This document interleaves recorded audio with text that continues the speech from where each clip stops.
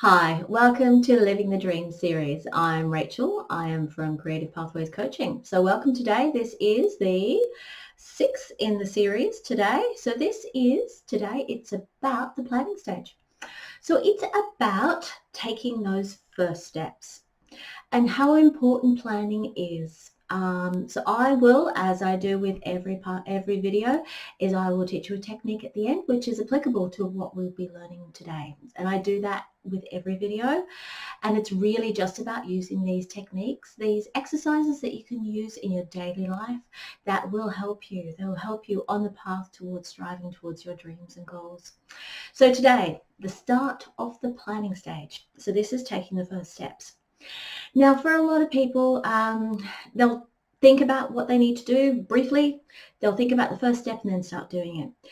And look, it's a very common thing to do, and as well as it sounds really good in theory, there are people who are enthusiastic and they're inspired and they're just going for it straight away. But what happens when individuals do this? It's very common that they lose motivation very quickly because they've started on the first step and then they don't quite know what's going to happen next.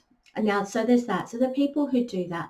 And that's really how important we need to plan out each step. Now, the other factor in there for people who find maybe their goal or their dream a little bit unsurmountable or they get a bit overwhelmed by the whole idea of how long it's going to take and how much effort it's going to take.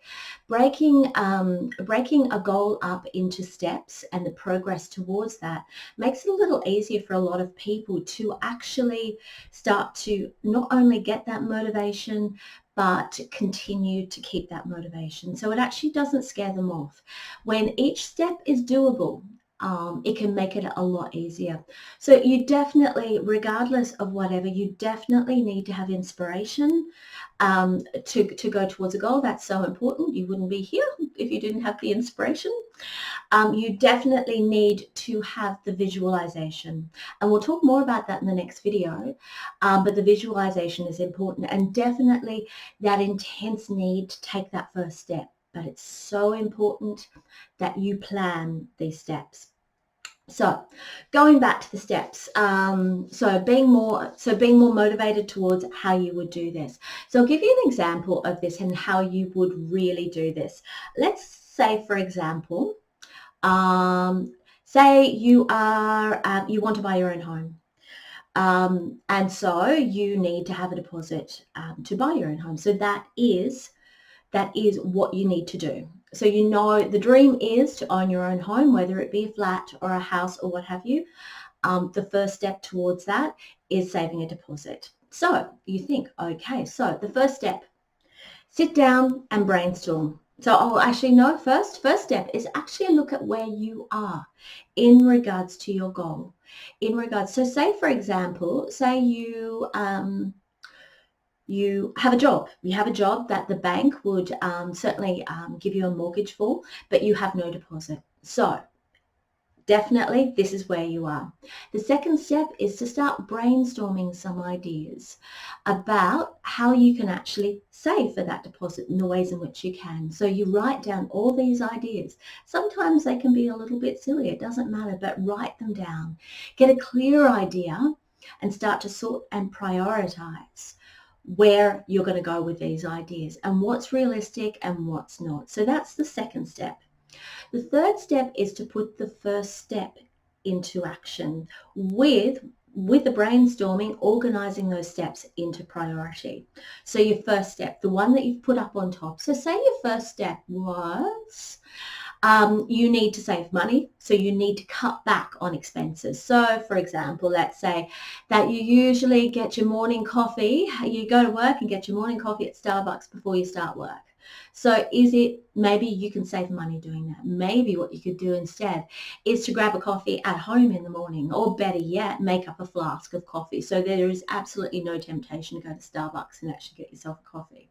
So that could be the first step. So ways to save money and the ways in which you can cut back the things that you don't need. So say, for example, that's your first step and you start working towards that. Then you have another step. So we're again looking at saving money. So maybe the next step after that could be, let me think.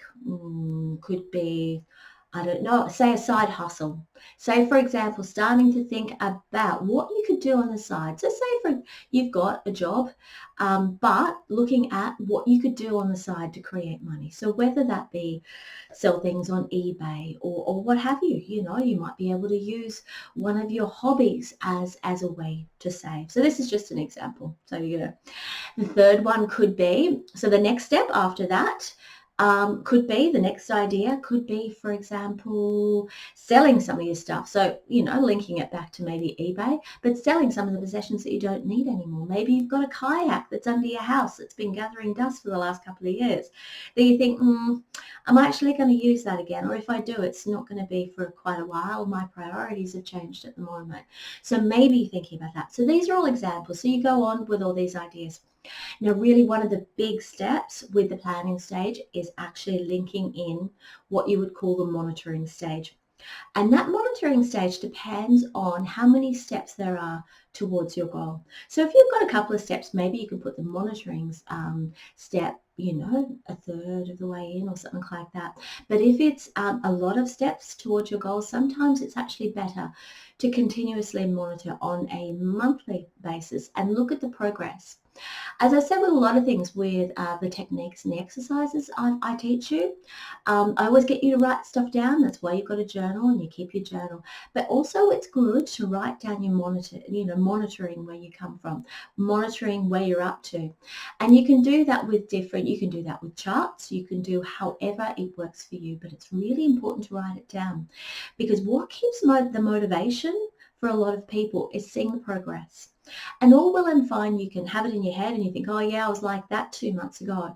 But if you've got it written down, you can see even the small little successes that perhaps wouldn't have been as noticeable if you were just having it all in your head.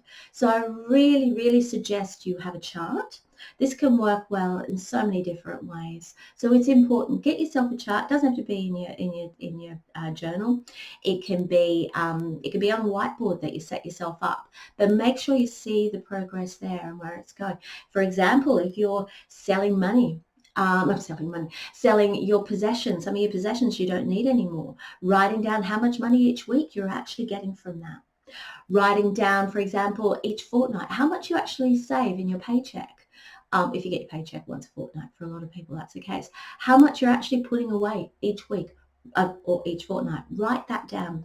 All that stuff about monitoring is so important because you can see those little successes and you might have one fortnight where you save $200 and maybe the next fortnight you only saved $50, but that's okay. You can see that's a small success. So have a look at that. Think about how you break your goal into steps to make it A, more doable, but B, it's about keeping that motivation up. Also, for a lot of people, it's really about making it less surmountable. And a lot of people don't actually start striving towards their dreams because it does seem so overwhelming. And this is a way to make it less overwhelming. So today, as with other weeks, I'm going to teach you an exercise. Now, this exercise is, of course, in your journal this time. I remember last week we had it more in your head. I want you to get a full page of your journal, and I want you to actually put a full square, big square that actually almost comes up to the edge of your page. This exercise is actually called One Step at a Time. So, it's fairly applicable, the name, for what you're going to be doing. Now, what you in that square is to divide that square up vertically into 3 columns. Then I want you to do it horizontally, so 3 columns horizontally. So what you've actually got is actually 9 squares. Then what I want you to do is right in the middle square is I want you to put down your goal, what your goal is. Also, it's good to put down where you are. So maybe at the top bit, your goal, and then just underneath where you are at the moment. Then I want you, for that square that's straight up from where your goal is, I want you to write down your first step.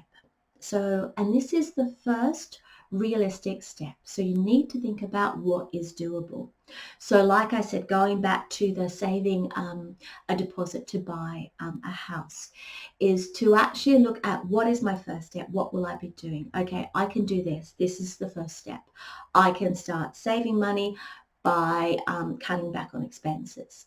Then the next step, which is the one along from that, which is the second step, writing down, putting down, okay, I'm going to sell some of my possessions on eBay. That is my next step. Third step, and continue on from that until you get to where your first step started at around.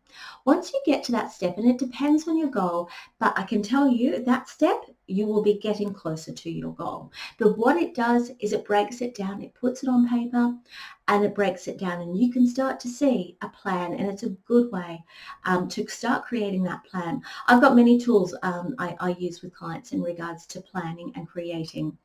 And that one's actually one of the good ones. So get your journals out and start drawing.